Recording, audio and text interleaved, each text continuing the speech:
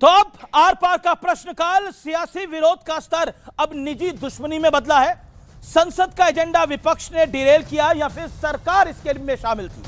विपक्ष ने प्रधानमंत्री और स्पीकर की पद की गरिमा पर ठेस पहुंचाई और बड़ा प्रश्न, राहुल गांधी ने क्या एलओपी पद के स्तर को गिराया है, जैसा भारतीय जनता पार्टी आरोप लगा रही है। तो यह आज का प्रश्नकाल है और मेरे साथ आज का आर पार के इस सुपर स्पेशल में आप लोगों का एक बार फिर अभिनंदन है। आज पहले सवाल जवाब राउंड होगा, फिर बयान वाला राउंड होगा, फिर वीडियो वाला राउंड होगा, जनता के सवाल होंगे, एक्सपर्ट्स के सवाल होंगे और रैपिड फायर राउंड होगा। तो आज का आर पार थोड़ा अलग होगा, थोड़ा जबरदस्त होगा और देश की सियासत का एजेंडा करेगा तय। आप तमाम लोगों का स्वागत है। सबसे पहले सवाल जवाब राउंड। सबसे पहले विपक्ष से ही शुरुआत करते हैं। इमरान मसूद साहब, आखिरकार सदन में ये हुआ क्या है? ये हुआ क्या है? बदले बदले मेरे हुजूर नजर आते हैं। देखिए, सदन में जो कुछ हुआ बहुत दुर्भाग्यपूर्ण है और ये सदन की मर्यादाओं के विपरीत है। मैं असेंबली में भी रहा, अब पार्लियामेंट में भी हूं, लेकिन सदन के अंदर नेता सदन और नेता विपक्ष दोनों का जो प्रोटोकॉल है वो सेम है।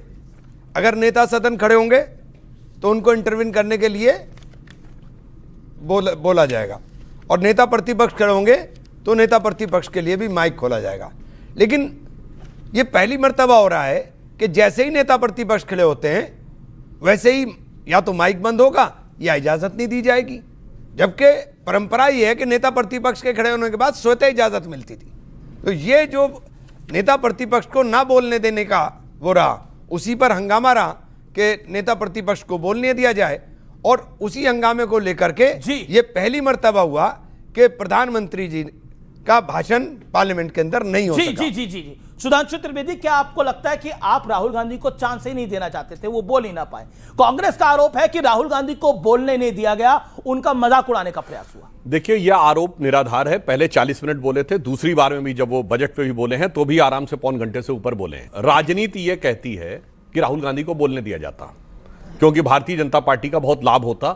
मुझे लगता है कि मोदी जी की लोकप्रियता और अमित शाह जी की रणनीति के बाद और हमारे कार्यकर्ताओं के परिश्रम के बाद यदि कोई एक फैक्टर है जो भारतीय जनता पार्टी के लिए बहुत लाभकारी सिद्ध होता है, वो होते हैं राहुल गांधी के वक्तव्य।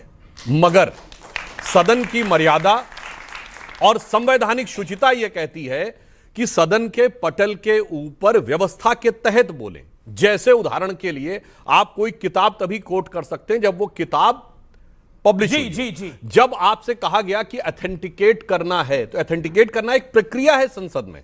आपने जो बोला है वो आप किताब प्रस्तुत करेंगे, एक फॉर्मेट है, उसमें आप सिग्नेचर करेंगे कि मैं यह प्रमाणित करता हूं। वो कह रहे हैं अभी ऑथेंटिकेट करता हूं। अरे अभी नहीं होता भाई, वो एक प्रोसेस है। जैसे एक एग्जाम्पल के लिए कोई बच्चा है, वो कहे कि मेरे नंबर कम आए हैं, तो वो कहे कि नहीं आपका रीचेक हो जाएगा, तो अभी करिए। नहीं साहब, वो स्क्रूटनी के फॉर्म के थ्रू आप आएंगे, then it will be rechecked and then it will be established. तो प्रॉब्लम क्या हो रही है कि राहुल गांधी जी सिर्फ संसद में नहीं, संसद के अंदर या बाहर जिस ढंग की अमर्यादित, उच्छृंखल और उद्दंड भाषा का प्रयोग कर रहे हैं, वो अपनी पार्टी को नुकसान कर रहे हैं, हमें फायदा कर रहे हैं, अलग बात है। राजनीति का स्तर नीचे ले जा रहे हैं। इसलिए मैं एक लाइन कह देना चाहता हूं जो अगर उन्हें समझ में आए। आज के जमाने के सबसे अजीम शायर वसीम बरेलवी जी का एक शेर है, कौन सी बात कैसे किस तरह से कही जाती है, ये सलीका पता हो तो हर बात सुनी जाती है। ओके, जवाब, सलीका पता होना देखिए, सबसे पहली बात तो फॉलो करते हुए 40 देखिए, सबसे पहली बात तो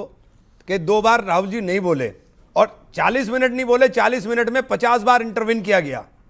और दूसरी बात, जो किस किताब का उन्होंने जिक्र किया, उस किताब के लिए बाकायदा नियम स्पीकर साहब ने दिए कि कोई उद्दत नहीं किया जाएगा। Next day Bharatiya Janata party के एमपी किताबें लहरा करके चरित्र हनन की बातें कर रहे थे और जिस तरह की शब्दावली पूर्व प्रधानमंत्री के बारे में पार्लियामेंट के अंदर बोली जा रही थी, उस पंडित जवाहरलाल नेहरू के बारे में, जिस पंडित जवाहरलाल नेहरू के नीतियों के ऊपर आज देश खड़ा हुआ है, उस पंडित जवाहरलाल नेहरू के बारे में किस प्रकार की शब्दावली का प्रयोग किया गया, ये बहुत ही दुखद ये इंपॉर्टेंट है। फिर मैं एक्सपर्ट से सवाल ले रहा हूं। दोनों बात कहना चाहता हूं। अय्याश बोला गया सदन के अंदर। देखिए, इस विषय पे आपको ही दिए इंटरव्यू में हमारे उन सांसद महोदय ने कहा कि उनके अनुसार तो किताबों में उससे भी ज्यादा आपत्तिजनक शब्द थे जो वो नहीं बोलना चाहते थे। और दूसरी बात है, जो किताबें कोट की गई वो सब पब्लिश्ड हैं और इनके नेताओं के द्वारा लिखी गई हैं। हां, जहां तक इन्होंने कहा कि पंडित जवाहरलाल नेहरू जी की नीतियों पर देश खड़ा है, पंडित जवाहरलाल नेहरू जी की नीतियों पर देश खड़ा नहीं था, देश पड़ा था।